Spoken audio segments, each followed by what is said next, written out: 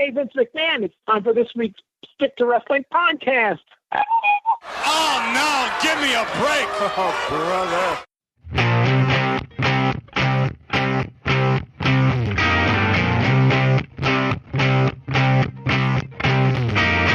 I don't care what you say anymore. This is my life. Go ahead with your own life and leave me alone and let me listen to the Stick to Wrestling podcast. I want to thank Billy Joel for writing that song about his favorite podcast, Stick to Wrestling, where if you give us 60 minutes, perhaps indeed, we'll give you a wicked good and raw bone podcast. I am John McAdam. This is Stick to Wrestling. It is a weekly podcast that covers pro wrestling from the 70s, 80s, and 90s generally. We go outside those parameters sometimes. Before we get started, I want to invite you, number one, to join our Facebook group. It's a lot of cool guys talking wrestling and whatever else. Number two, follow me on Twitter. Just search John McAdam and follow the guy who has the Stick to Wrestling logo as his avatar. I don't always stick to wrestling. I just tweeted out something that I didn't agree with the Red Sox trading for Curt Schilling 17 years ago today. And that's it. Don't let me run a baseball team. But with that, I want to bring on a popular returning guest. He is Canadian, so that means he is our politest guest, Jayce K.O. Naccarato. Jayce, thank you for coming back. Well, John, thank you very much for having me. And I don't know if I'm the most popular, but I have been a frequent guest. So, you know, maybe, did you get the money that I sent you? Like, to say this line that you We don't talk about that. Oh, yeah, sorry. Kayfabe. I was going to ask, too, with the Billy Joel reference, are you trying to get in Chris Zaha's good books, or what's going on? How much did he have to pay you in order to do the Billy Joel line? Is he like a Billy Joel guy? Apparently. Well, he's a big Kevin Nash guy. I know that. Well, he's a big Kevin Nash apologist, but we'll have to look into. You see, join our Facebook, and you can see me sort of confront Chris Zauhow about this Billy Joel thing, whatever we're talking about. Mr. Easy Listening over there. I'm a big Oz fan, so like I do agree with him on some aspects of Kevin Nash's career. And again, from the limited, WCW knowledge that I do have, I do like Oz. I think he's kind of my guilty pleasure. I still got to watch quite a bit of Vinny Vegas, but I agree with Chris on some things. Oh, I mean, I don't agree with Chris on anything, quite frankly. But anyway. we have a cool show coming up. Jayce, not Chris, Jayce and I are going to talk about Get it right. A Madison Square Garden show from almost 50 years ago. It is the earliest Madison Square Garden Worldwide Wrestling Federation show available. It is from June 30th, 1973. Jayce, I believe this was before my time, let alone anyone else's. I'm 57. Jayce, this is way before you were even born. Yeah, this is about 16 years before I was born, and my math also sucks. And I was a teacher, so I mean, you'd think that I'd have a grasp on math by now. But yes, this is probably the oldest thing that I have seen in terms of WWWF fandom. And even then, too, like I've maybe mentioned in the past, and like I've mentioned maybe on the show or social media, I'm not the most knowledgeable about, 70s and early 80s WWF. So I thought this was a really interesting show to choose, and I'm excited to talk about it. That is why I wanted you to do this show, because this is all, you're looking at this with a completely fresh set of eyes, and I like that perspective. Yeah, and there's a lot to talk about for sure. There's a lot of guys on here that obviously I have heard of, I have seen clippings of, but I got to see work for the first time, especially work in the New York area and the New York market. Yeah, we'll just jump into it. There's a lot I will be interspersing about my perspectives, but lead me by the nose ring, John. I will do that. All right. Now, one thing about this show, this is not just the earliest wrestling show out there, or WWWF wrestling show, I should say.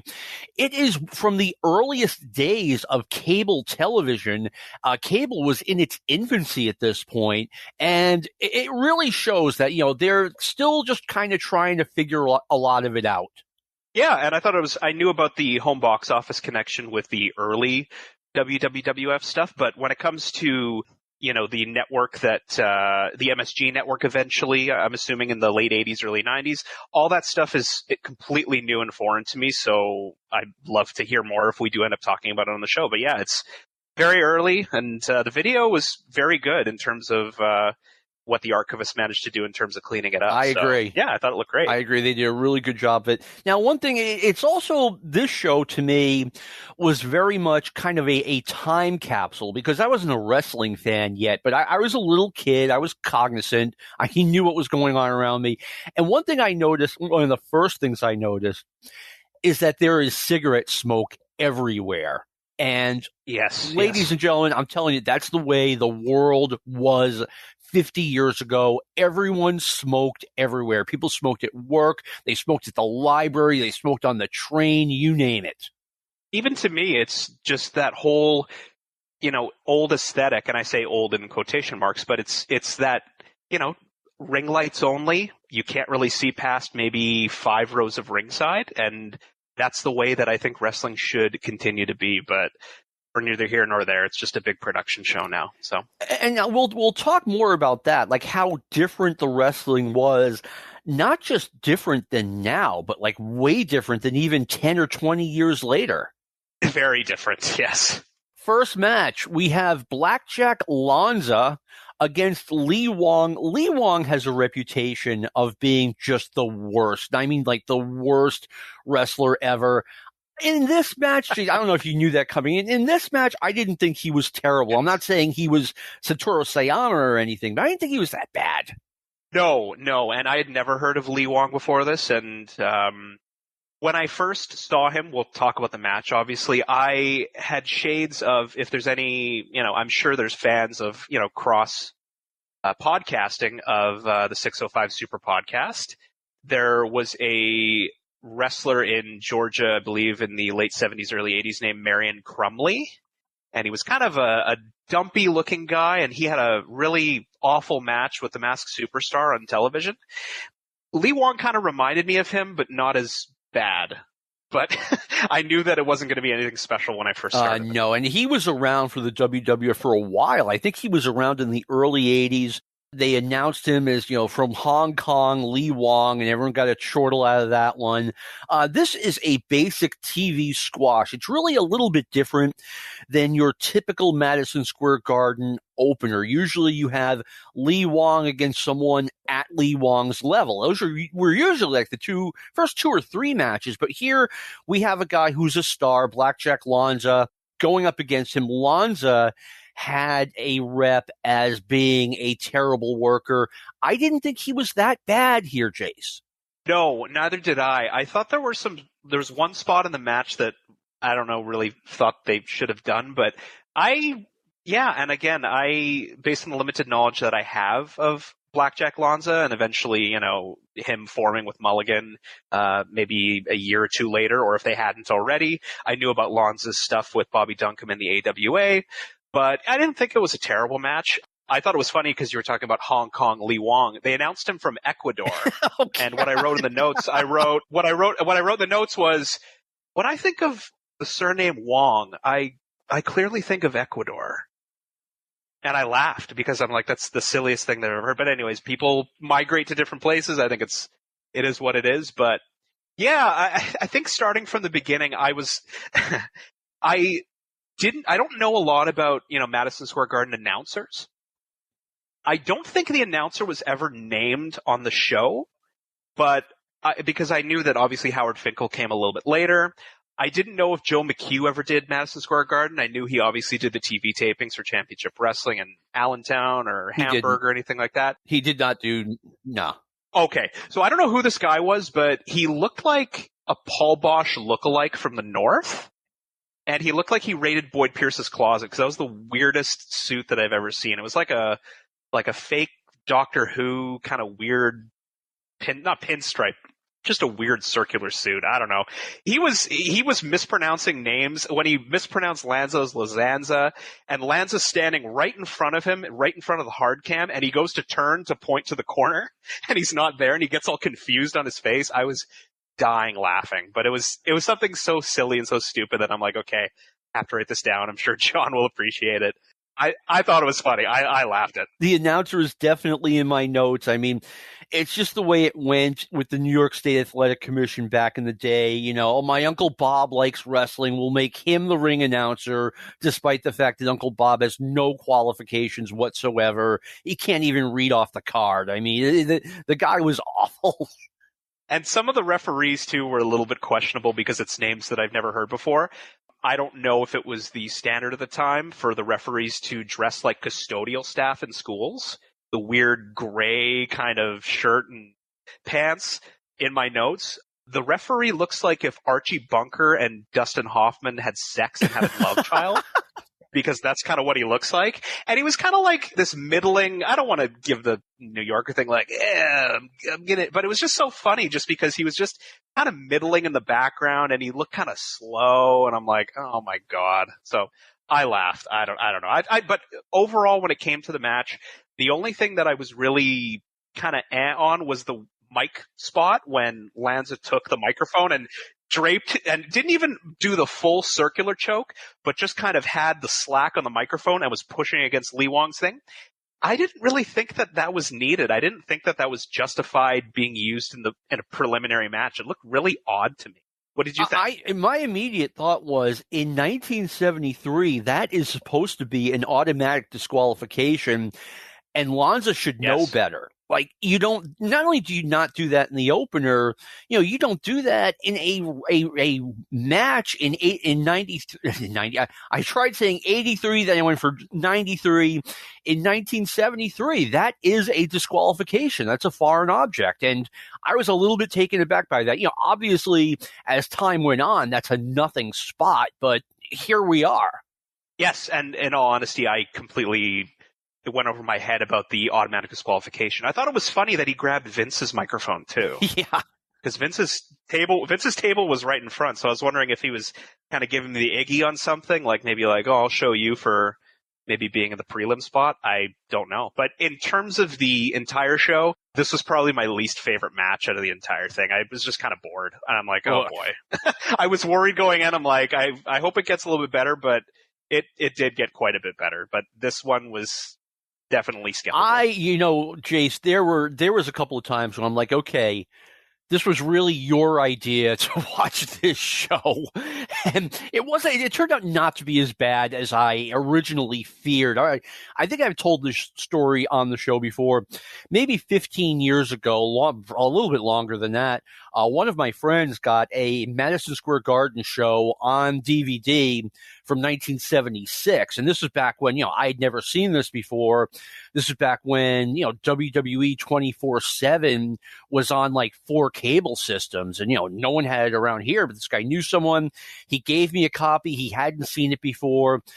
And I'm like, wow, I'm really, looking forward to watching this tonight. He's like, yeah, me too. And I'm like, well, you shouldn't be, because nothing happens. I get to relive my childhood a little bit. You're just going to be bored.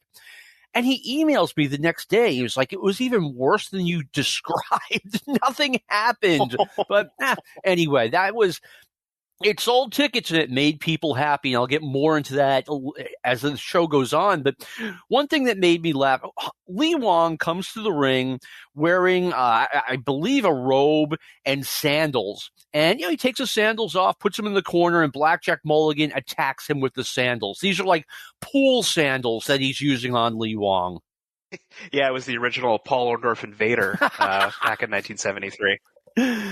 All right. Second match, we have Professor Toru Tanaka against El Olympico.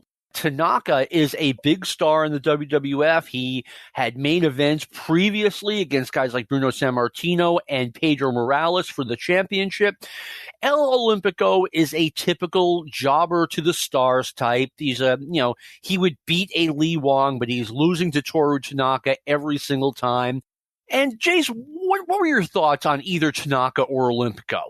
My first time seeing El Olympico. I had heard of his name before, and I'd seen, clippings of him. It's a shame that this was during, obviously, the no mask period in MSG, because what he was wearing looked absolutely ridiculous. And I don't know if that's what, Don Jardine looked like when he was the spoiler, like before he was, Don Jardine without the mask. The only thing that reminded me of it, I didn't know if it was like a swimmer's cap or like a fencing mask without the mesh on the front, but it was like that kind of headgear kind of thing. And the only time that I remember actually seeing something like that was, it was on Facebook. I think it was either popular guest Scott Cornish or Brian Last had a photo from Smoky Mountain Fan Week in 94, and it was like a picture of Chris Candido. And he was kind of wearing kind of the same thing. And I didn't know if it was like what the gimmick was, like if it was Candido doing like the no noise thing, kind of like when Stan Lane would wear the headgear. No, he lost a match where he had to wear a baby bonnet. And if he didn't win a match, he had to win a match on TV, or he had to wear a baby bonnet, and the baby faces would mess with him, so he couldn't win a match. Okay, it looked like that's a weird looking baby bonnet, but yeah, I don't know. It looked like a fencing mask without the front on it. So it just looked so weird if somebody was a masked wrestler normally and coming in with their face kind of poking out like one of those cardboard cutouts at the fair. It's got like the thing on it. But that was a long way of, getting around it. But yeah, the match was okay. I've always liked Toru Tanaka. I like him a lot more than Mr. Fuji. I've never understood the appeal of Fuji as a wrestler, obviously, and a manager because he was crap. But this was actually my first time seeing Mrs. Krieger, because she obviously comes up and wipes the salt when Fuji's doing his when Tanaka's doing his ritualistic salt routine. John, do you know if Mrs. Krieger only did this for the Japanese wrestlers, or would she do this to other heels as well? She would taunt the other heels as well, but Tanaka and Fuji would make it easy because they brought the salt to the ring, and she would just, they would just let her do it. She'd walk up to the apron and she'd like knock the salt off. She'd remove the salt from the ring. Can't this woman just leave Mr. Tanaka alone and let him chase away the evil demons from the ring? It's incredibly important in Shintoism to purify oneself, so shame on Mrs. Krieger for not being as woke as the rest of us are. Shame on all those involved, those people who allowed her to do this when they could have restrained her, and we've got evil spirits all over the place now. The baby bonnet, that's exactly what it looked like to me with El Olympico coming out with this thing. I've seen this show before. I saw it like 10 years ago for the first time, but I hadn't seen it since. And I remember laughing at the baby bonnet. The New York State Athletic Commission, which is a very dumb thing anyway, they tried to have wrestling adhere to the same rules as boxing. And in boxing, obviously, you can't wear a mask to protect your face from punches. So they decided that wrestlers couldn't wear a mask either. El Olympico decided to just have a cutout so his face was showing. When the Spoiler wrestled in New York City, he wrestled just without a mask. As just Don Jardine. Okay. Because I had seen him without, I've seen pictures of him obviously coming into the building and in the building without.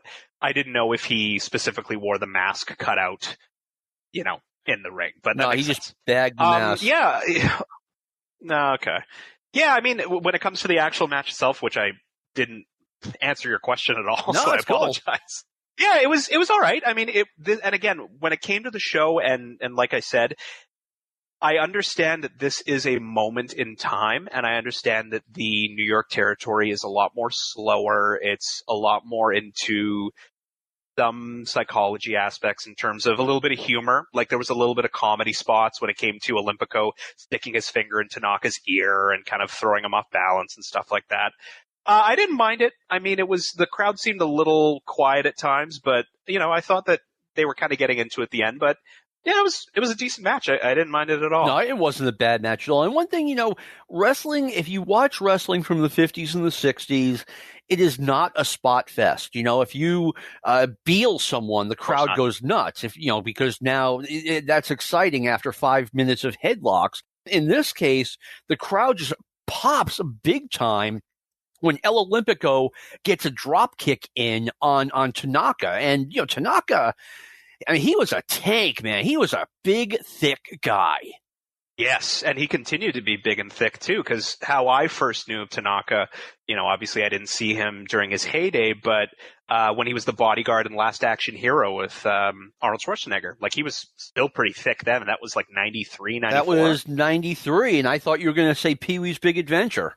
I actually have never seen Pee-wee's Big Adventure, so if anybody else has a reason to hate me on social media, you can add this to the fueling on the fire. Pee-wee's Big Adventure. Just turn your brain off and watch it, and it's very funny. There were some extremely funny moments in that movie, but anyway. All right, and, we're looking at a time, again, I love the time capsule aspect.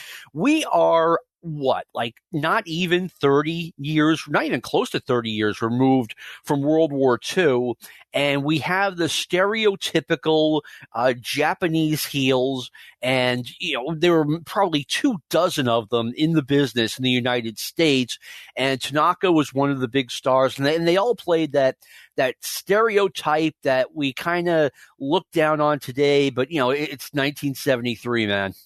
Evil foreigner, yeah. Yeah, it is what it is, it's a moment in time. Next match is Gorilla Monsoon against Captain Lou Albano. I can't help but notice that the cigarette smoke has really kicked in here. These guys are practically wrestling in a cloud. Yes, they were. Yeah, Lou looked great. You see Lou when he's a little bit later in the 70s and he's kind of filled out a little bit more.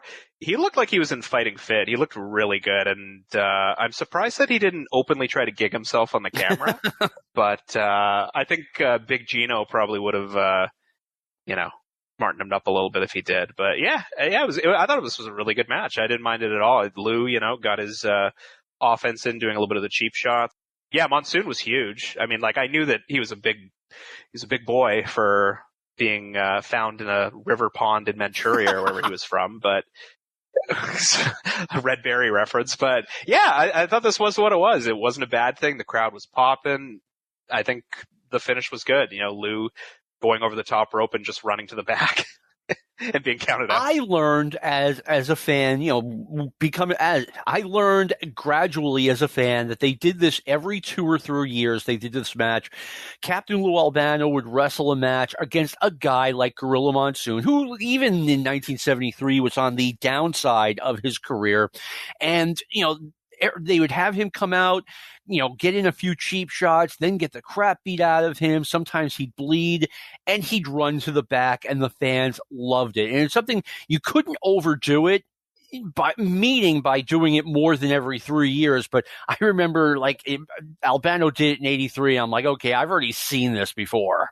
Yeah, who did he do it in 83 with? Was it with Snuka? Was it with Snuka? Snuka, I was going to say Snuka. Yeah, makes sense with the that they had. Yeah, and he did it with Patterson a few years before that, and it was like I said, it was something they bring out of mothballs every 3 years. Albano gets the crap knocked out of him. One thing I never understood, obviously, Albano Monsoon makes his comeback. Albano takes off, runs to the dressing room, and the fans go crazy. They love it. And I'm just kind of wondering, why? Don't you want to see Albano take more shots from Gorilla Monsoon? Yeah, I didn't even think about that at all. But yeah, they were just going nuts. They just wanted, I guess, just to see him get humiliated a little bit and not, completely killed. But yeah, I guess they were satisfied with what was on their plate. Yes. Good way of looking at it. All right. Next match, Victor Rivera against Black Gorman. I thought this was the best match on the show. John Jantz, who I haven't had on the show in too long, I got to have him back. He about 3 years ago, he was on the show and he just presented an alternative WWWF universe that just blew my mind. He said that he thought they made a mistake putting the belt on Pedro Morales and that they should have put it on Victor Rivera. And when I watched this match, I'm like, I thought Rivera really was, and this is New York, because you have that different standard. I thought he was a little bit small for that role. Yeah, I think looking back at it now in my head, yeah, that does make sense. Kind of following what you were saying and just kind of going from the top, this was, probably one of my 2 favorite matches on the show. This was actually the first time that I've ever seen Victor Rivera wrestle, and given the context, he was over. The crowd was popping for him. And when it comes to a couple of the matches in the show, and I'll get to that comparison when we get to it, I was very surprised at how much Victor Rivera was loved by the crowd. And I can understand it now because he jumped ship in 2 years later, I guess, to the IWA. And I know that he had a lot of momentum and he was, tag champions. Was it with Dominic DeNucci? It was with DeNucci, yes. DeNucci, because then he got replaced with Irish Pat Barrett in the tag team. And then I remember hearing, I think it was from somebody, saying that when Rivera came back after the IWA folded, he was a heel. And, some people say that that was Vince Sr.'s way of getting back at Rivera. And apparently, from what people have said, Rivera was never as good in terms of the fans' eyes as he was at this period. So, yeah, I thought it was really cool to kind of see the crowd going nuts for him. I also really liked to see Vince providing some context in terms of what's going on in Los Angeles between Black Gorman and Victor Rivera. Like he, mentioned that. I don't know how much he did in that day when it came to other territories. Obviously with some of the stuff with the NWA when they would have matches for the title in Madison Square Garden. But I just thought it was interesting to hear Vince's perspective in terms of giving context. Yeah, and they didn't do that very often, but they did do it occasionally. Victor Rivera came back to the WWF, I want to say August or September 1976, and he was there for maybe 6 or 7 months, and you could tell, I mean, it's obvious his push was not the equivalent of what he was getting earlier in the decade. He was not really a jobber to the stars, but he was clearly a few steps behind even guys like Ivan Putski, Bobo Brazil, Chief Jay Strongbow, etc. He was, the next step down. And then when he came back in 1978 as a heel, he had already been turned heel in Los Angeles, which I had read in the magazines. And I remember when they announced Victor Rivera returning, this week on Championship Wrestling, thinking, oh man, is he going to be a good guy or a bad guy? And he came out with the facial hair with Fred Blassie. I'm like, oh wow, he's taking the heel thing out here. So I don't think they, a lot of the time when a wrestler wrestles for, an outlaw group like the IWA or whatever, you always hear, oh, he'll never get another job in the business again. And guess what? They always got taken back, which I think is a good thing. Yeah, and I mean, I've heard the comparison of, Victor Rivera having to turn heel when he came back. I guess the same thing comparable would be Sergeant Slaughter when he came back in 1990, when he turned heel. And people say that was Vince sticking it to Slaughter and saying, okay, you want to do this, be heel. I know I've heard some things saying that Slaughter maybe wanted to try to be a heel, but obviously things would get a little bit escalated when it came to the Gulf crisis and everything like that. But story for another day. Yeah, I never thought that it was Vince sticking it to Slaughter. I think that, and this is just my theory, that, Vince felt that Sergeant Slaughter babyface thing, I mean, going on for 6 years and it had run its course. And really, if he was out to stick it to Slaughter, I mean, he got the WWF championship. He main evented a WrestleMania. I mean, I'd stick it to me like that. Right. Yeah. That makes sense. I just try to piece it together in my mind, and my mind isn't necessarily always the most coherent at times, but it's good to try to figure it out. I think you're doing great, Jayce. One thing in this match, and it's such a throwback. They had a long sleeper hold. Black Gorman had Victor Rivera in a sleeper hold forever. And instead of yelling boring or whatever, like, the crowd gets into it. It was such a different era. They were like, cheering Victor on to get out of that hold and win the match. Yes. And my thought process too, and again, when I try to kind of disconnect my smart mind versus what I'm seeing live, the crowd blew at the absolute end of the match. There was a second sleeper spot after a small comeback, and they get into it again. I didn't know if the second spot was needed, but then again, they went home pretty quick after that. So it threw me off a little bit, but I think that the final sequence that they did really, the place loved it because they absolutely blew their socks off. Yeah, Rivera he was beloved in New York City, and I think he was... in my opinion, this was the best match on the show, and Victor Rivera was the best performer on the show. Yes, I agree to both those things. Now we have a ladies match: Dottie Downs and Peggy Patterson versus Jan Sheridan and Joyce Grable. I don't know what it was like in New York City when the girls wrestled, when either the women's matches or the midgets matches in Boston, as soon as we got a whiff that it might be the women or the midgets, it wasn't just me, you'd see guys sprinting to the bathroom.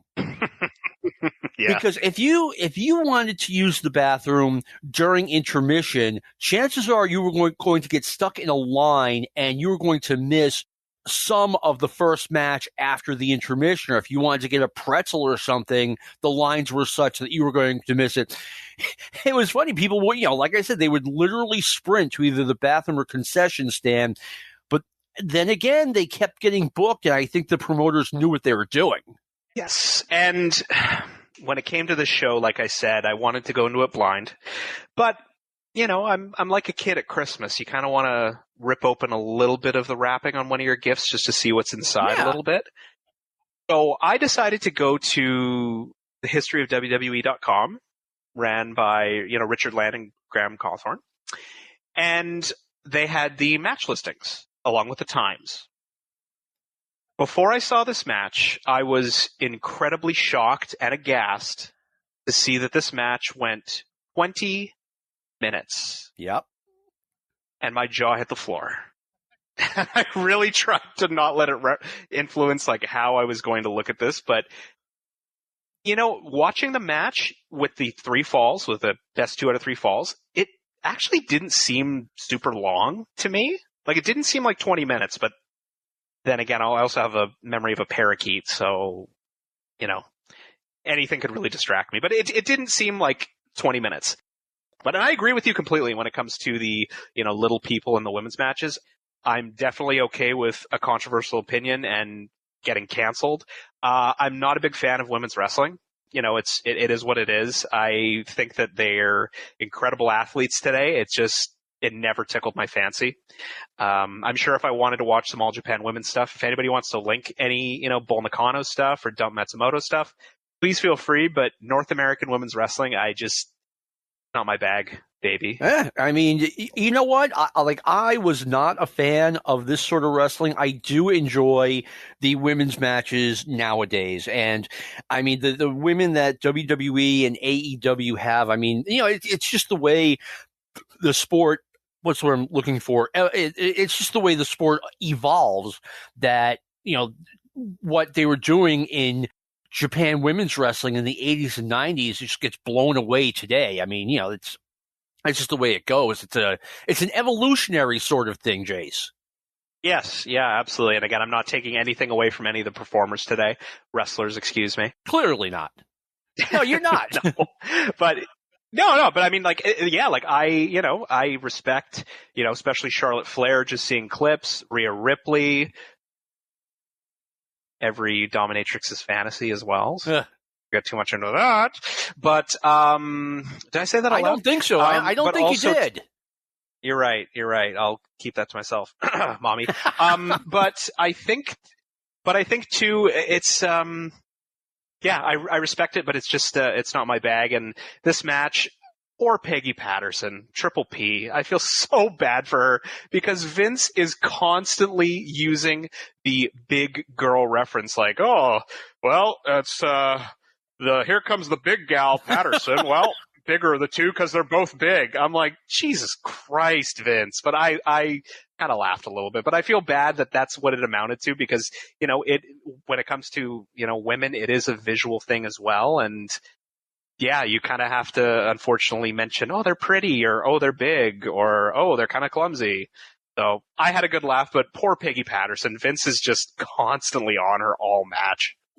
Jayce, I mean, when I first, and by the way, I agree with you, soccer, the World Cup is going on right now, right? And I respect.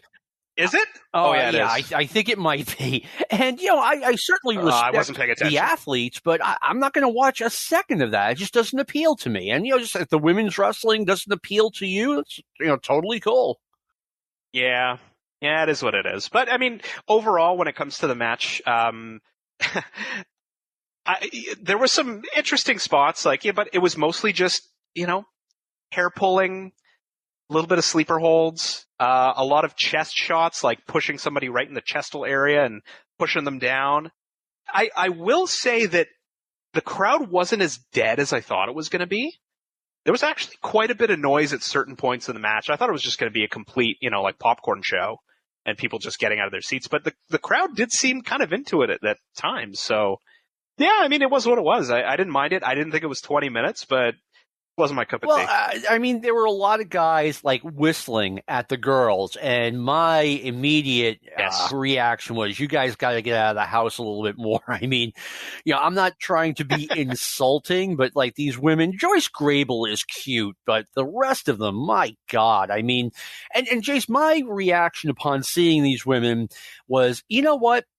I have not watched Goodfellas in like 2 years, and I think I need to, because all four of them looked like something out of the Haggard Housewives scene in Goodfellas. And I was waiting for one of them to tell the rest, you put your fucking hands on me, I'll chop them off for you. I mean, they looked horrible with those beehive haircuts that were, I mean, just bleached to death. And a lot of women looked like that in the early 70s. That's what I got a kick out of, too. I just love the hairstyles coming. And like you said, Joyce Grable's, or was it Judy? It was Joyce. It was Joyce. I'm sorry, because Judy was the older, non-related one.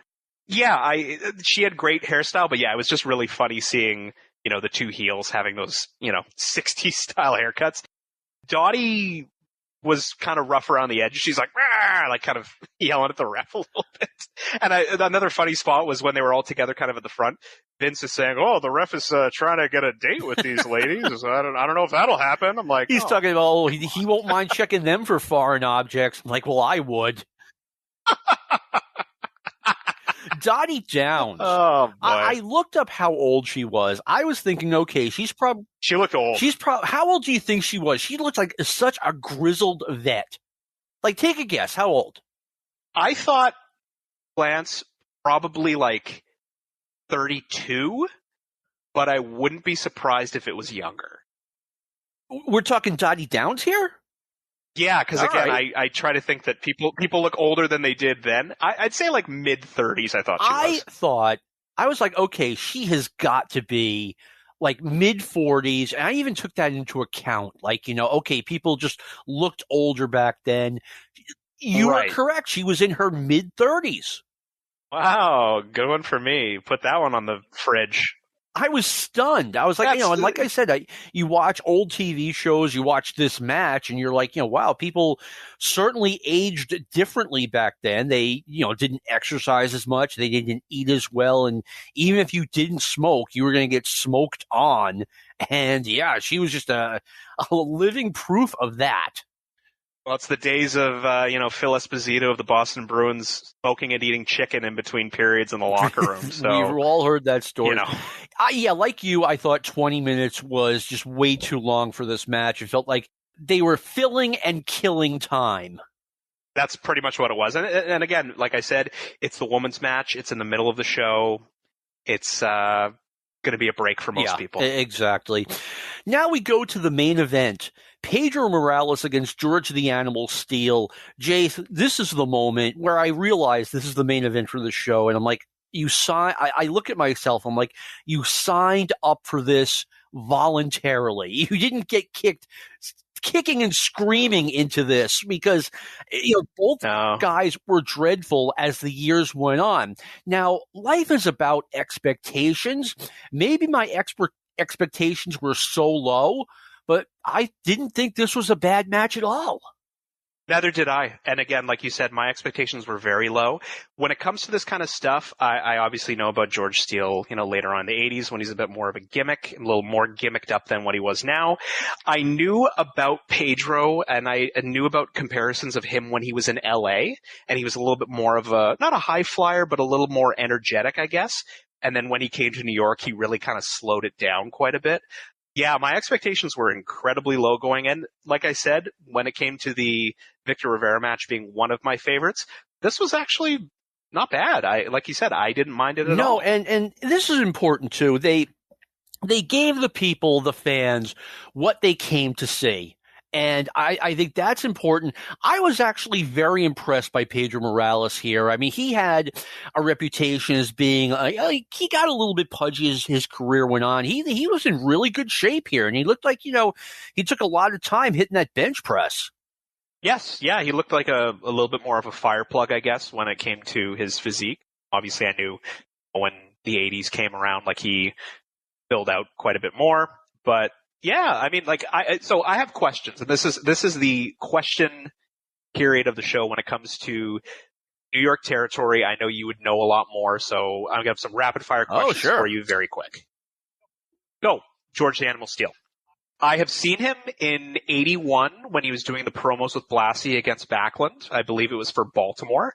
And that's honestly one of my favorite points of Steele's career when he comes in and he's like, don't talk about the past, Daddy. Talk about now. And he's saying Bobby Backlund, and he's talking about an American Nightmare and wanting to have a brawl against Backlund.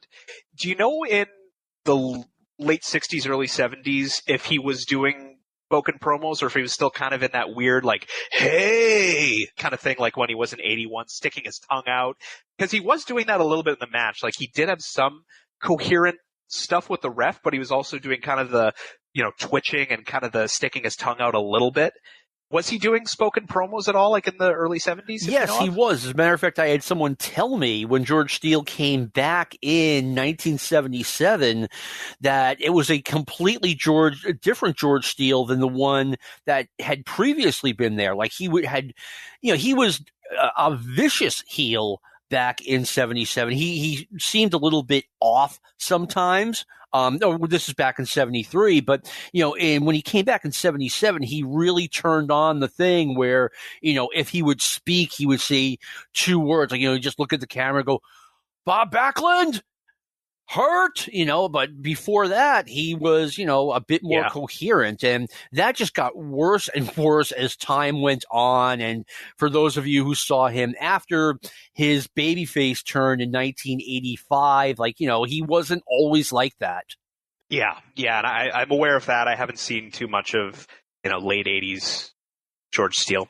Second question, and this has to do with the previous conversations that you've had with guests when it comes to the usual 3-match run with the champion. I knew this kind of fell into the category of kind of being, one match being maybe a disqualification, one match being a blood stoppage, and usually the last match is some kind of grudge match, right? Like some kind of not Texas Death, but something to have the champion come out on top. When it came to the formula with having runs against the champion, I know that Patterson had his 4 run, and usually it's 2 to 3 per person.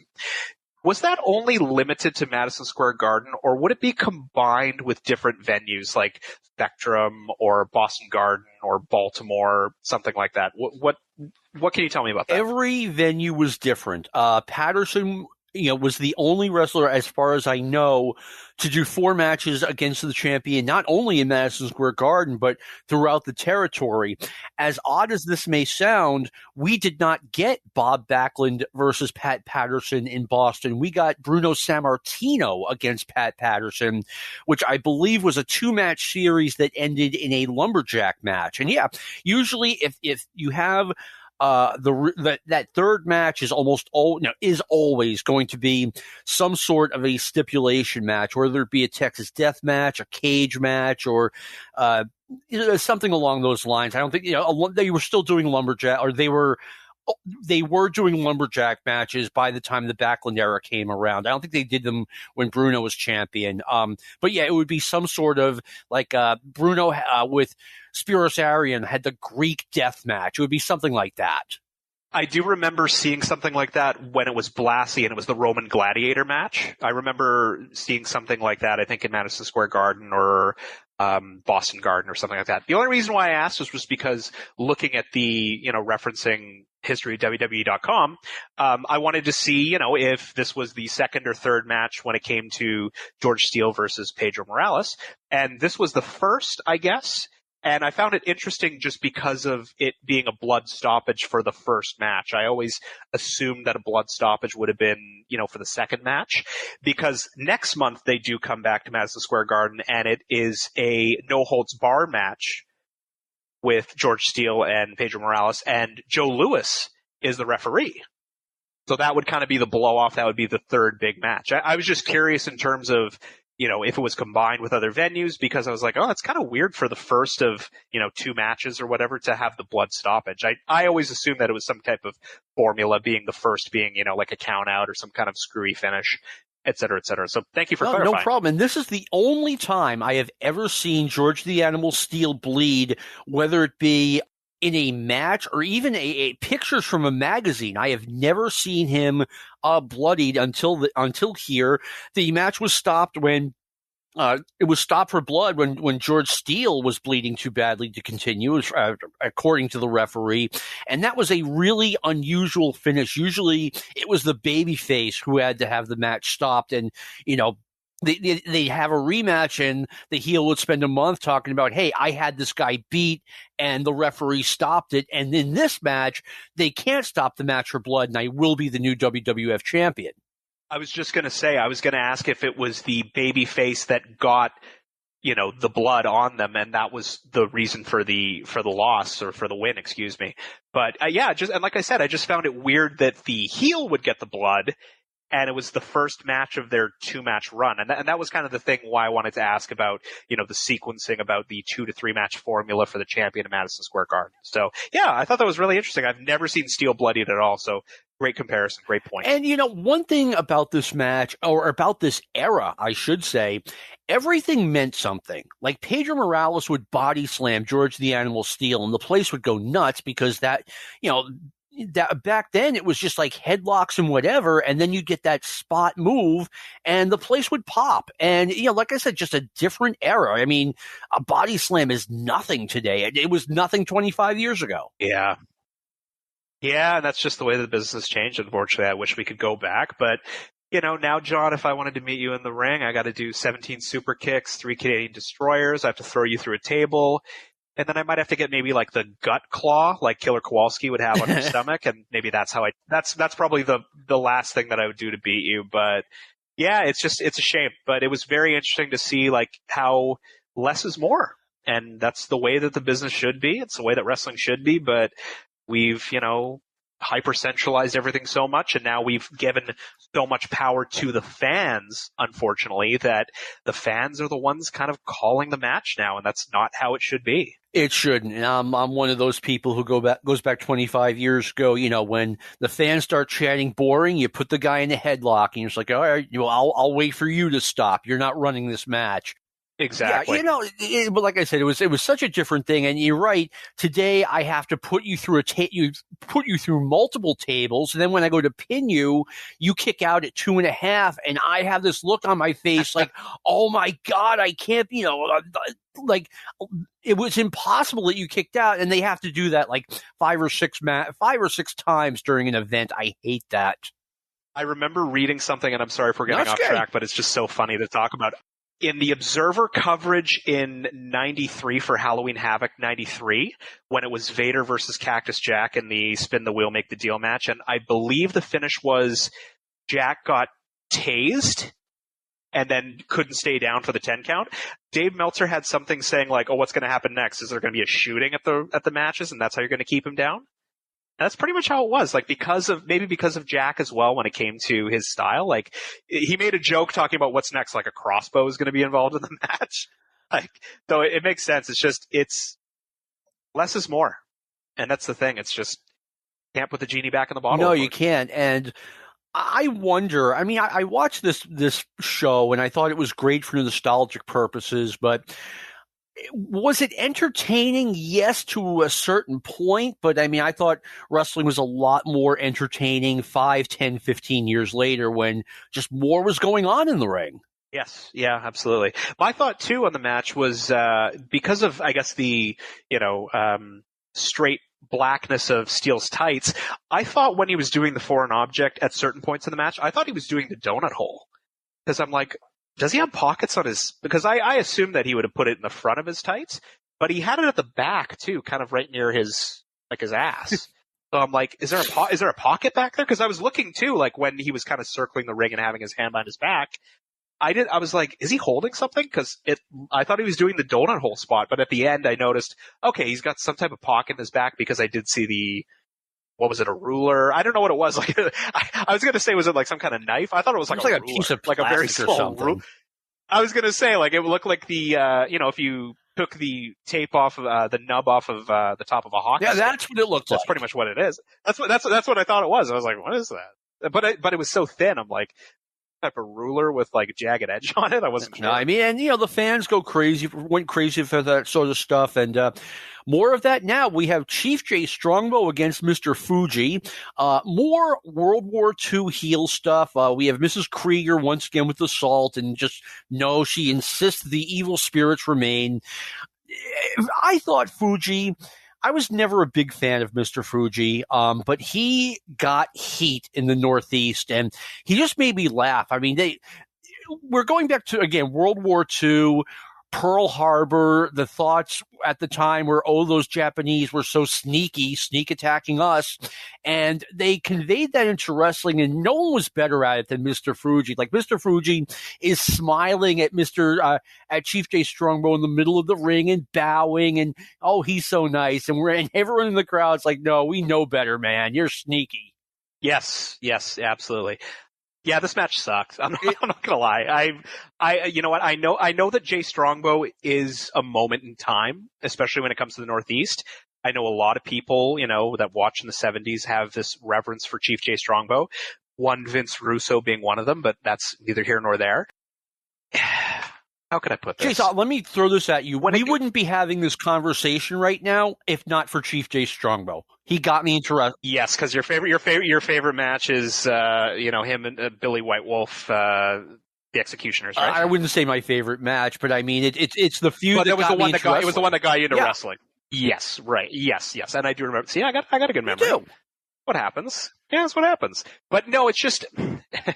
I was surprised because obviously thinking back to, Strongbow's reverence at the time, the crowd didn't really pop as much as it did for Victor Rivera for Chief Jay Strongbow. And that's the thing that I wanted to talk about too. What did you think? I thought Strongbow got a strong response.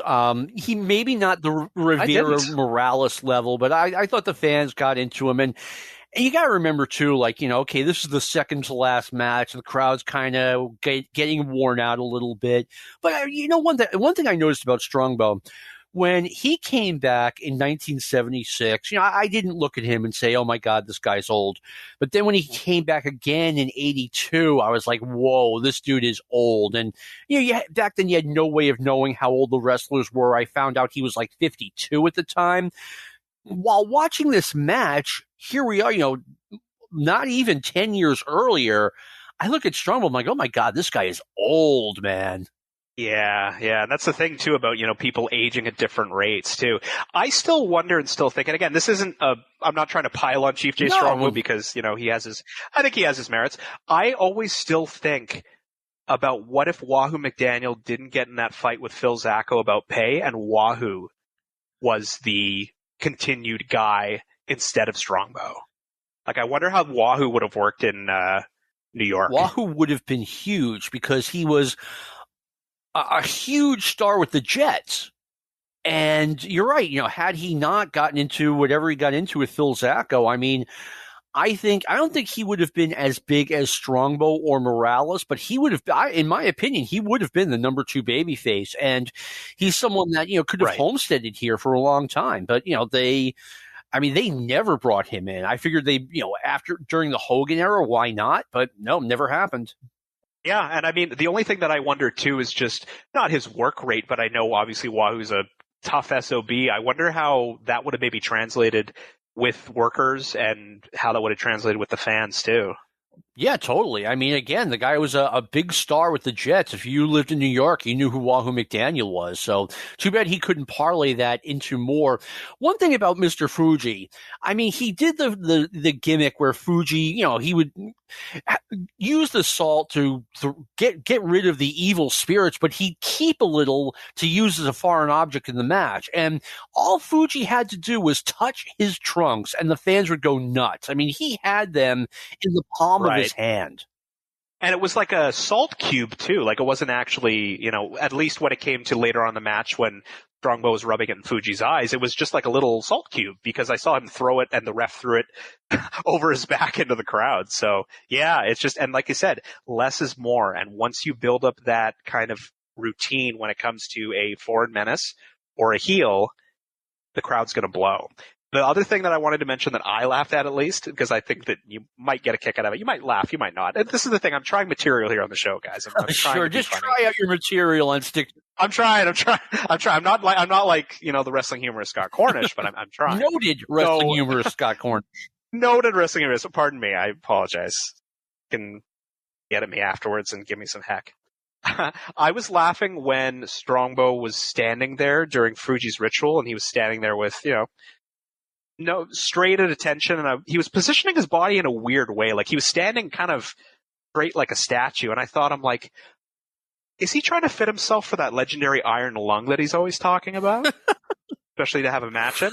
Because he was standing there so weird. Like, and again, I notice all these weird things too, so I hope that you have like some semblance of what I'm talking about, but he's just standing there like a statue, kind of rotated on one foot, and he's just watching Fuji stuff, and I'm like, well, maybe he's getting ready to get in the iron lung. Who knows? That was, you know what? It's one of those things I have seen so many times that I did not even notice it.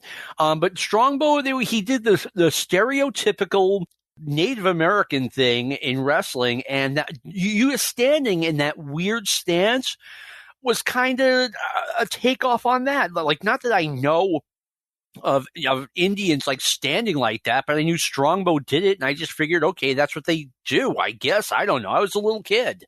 Right. And especially when it came to him, his comeback spot a little bit, he would, do his jingle dance kind of movement and move his feet quite a bit. And so the fans loved it. It all fed into exactly. And that's the thing. That's the allure of Strongbow that I understand from a lot of people, was just that, it's a moment in time. Like I said, it's the Cowboys and Indians.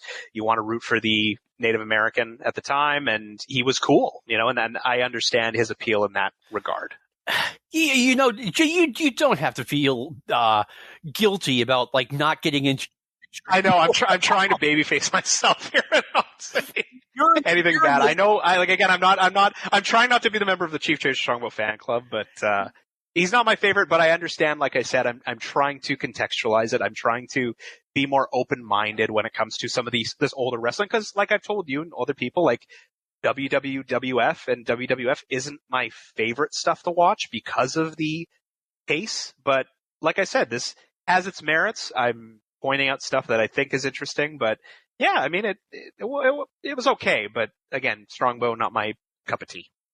Now, one thing about this match, Fuji, I thought, was a terrible worker, except for one thing. He really could take some really good bumps, and every time he took one, once again, the fans ate it up, and when Strongbow turned the tables on him, and it was Mr. Fuji being blinded by salt, I mean, the crowd went wild. They were very much into that whole ha, the heel got what he had coming to him. Even if the babyface cut a corner a little bit, threw a punch, turned the tables, they ate that up. Yes, they did. And yeah, Fuji did take some really good back bumps, especially off of the rope too. Yeah, I don't know if I have too much else to add, but yeah, I mean, Fuji, for all you could say in terms of him being boring, obviously as a manager, and like I said, between Fuji and Tanaka, I would definitely take Tanaka over Fuji, but yeah, I mean, it was serviceable. It was great. They did this long, horrible spot in this match. We have to mention this, where Mr. Fuji had Chief Jay Strongbow in some sort of a nerve hold, where he basically grabbed like the top of his thighs. His pecs. The pecs, thank you. And Chief Jay Strongbow could not lift his arms to defend himself. This is crazier than a sleeper hold, Jayce. You know what? And I noticed this too. I'm sorry for interrupting. I noticed that they did this in the Tanaka Olympico match too, I'm pretty sure. I do remember seeing that spot where he grabbed his pecs. You're right, he did. It was just shorter, and Fuji did it twice, and they did it for like 2 or 3 minutes at a time.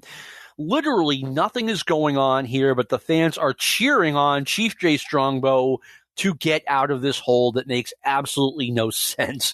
Anyway, final match. Haystacks Calhoun against Moondog, Lonnie Mayne. Jayce, Lonnie Mayne, Moondog Mayne, is the certified oldest 28-year-old in recorded history. I couldn't believe he was that young. He looked like crap.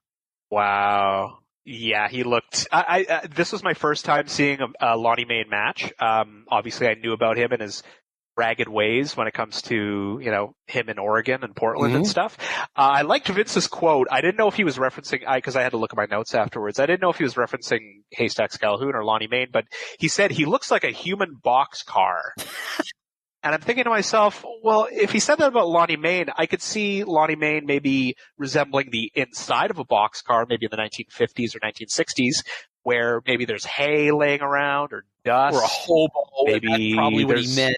I was going to say there was probably a transient gentleman, maybe riding the dragon or chasing the dragon's tail.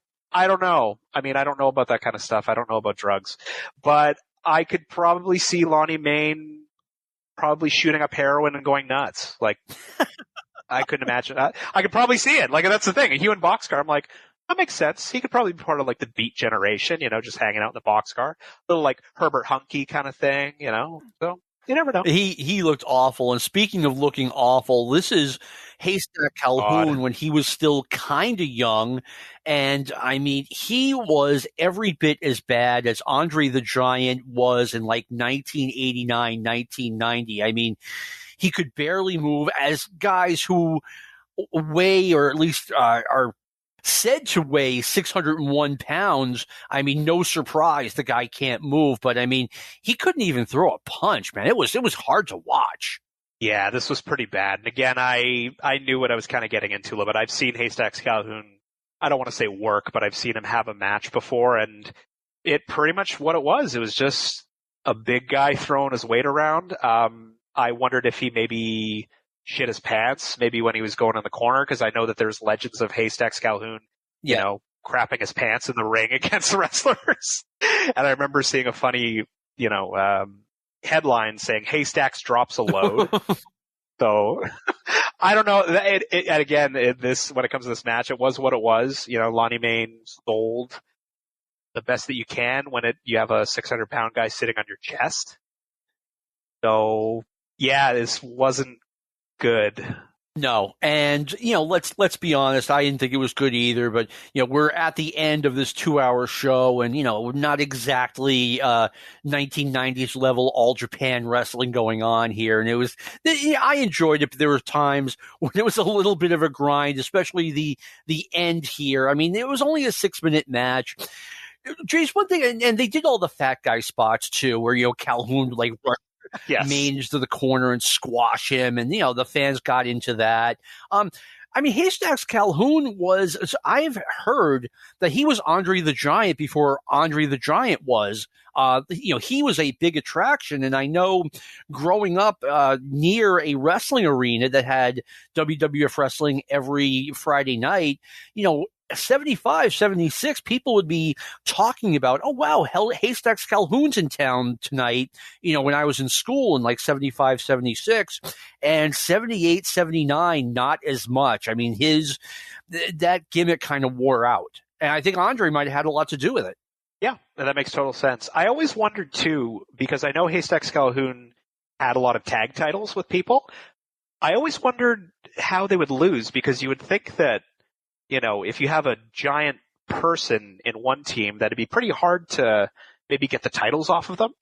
So I always wondered who did the job in those matches, if it was his partner, or maybe they kind of tripped up Calhoun and maybe used his momentum against him and he, fell and couldn't get up. I don't know. I don't want to use the stereotypes against larger people, especially 600-pound people, but that's always a thought that always came to my mind. I wonder who always did the job when it came to getting titles off of Calhoun. It was always the other guy. It was Tony Gurria or whoever it was that, just the weaker link in the team. One thing I noticed, Jayce, and I picked up on this probably late 80s when I first started getting the Observer, but I didn't pick up on it until then, and I should have. Almost meaning 95% of the time at major arenas and 100% of the time at spot shows, they always sent the fans home happy. The babyface won the last match. I don't know how I never picked up on this.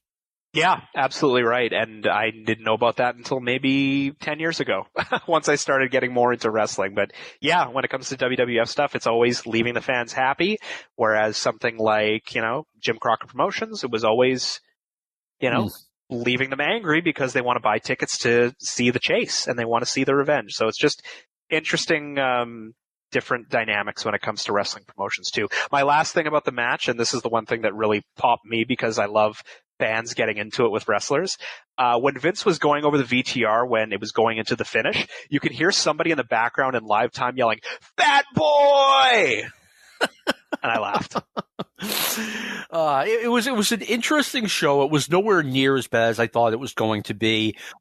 No, it wasn't. And yeah, it was definitely an interesting look at a different time in really in America, in our culture. Absolutely. And my thought process too is, I was a little bit skeptical when you wanted me to do the show with you, and I'm like, oh, why me? This could be but I was thinking, I'm like, this is the make or break in our friendship, and I was like, this could really hurt it. No, but in all honesty though, like I said, I wanted to come into it with an open mind. This wasn't bad. I will definitely try to give more WWF stuff a chance from the 70s and 80s. And like I said, I've been listening back to your other shows with other people like Jamie Ward, talking about, 1981, 1982, and other guests that you have on. So that's helped. I will definitely try to watch some other stuff, and I might have to report back to you and see how it goes. Jayce, I'm going to be honest with you. I really believe you should channel your energy in a different direction. I'm not so naive to think that like this was actually something good. It's just what we grew up on, and that's what it was. We watched it every Saturday. We went to the Boston Garden, or in Jamie's case, the Philadelphia Spectrum regularly. We went to the spot shows. And, that's all it is. It's like nostalgia. It's like, hearing a song from, when you were in junior high and you're like, oh, that's cool to hear again. But like, it's just a bring you back thing. Like I said, I wouldn't recommend trying to get into this, but if that's what you would like to do, I'd love to hear about it. Absolutely. And talking about songs from junior high, I don't know if I want to hear Mambo No. 5 by Lou Bega again for quite a long time. So, but something further down the chain that like you really haven't heard since you were in junior high. Like, oh yeah, it takes you back in time. Lincoln Park, yeah. There you go. All right. And Jayce, you have been, as usual, a wonderful guest. Thank you for taking the time and coming on Stick to Wrestling. Thank you so much for having me, John. I appreciate it. And I want to thank Brian Last for giving me this forum. I want to thank Lou Kippelman for all of the great work he does. Believe me, Lou's a big deal. And I want to thank everyone for listening. We'll be back next week. And this has been a production of the Arcadian Vanguard Podcast Network. This concludes our podcast day.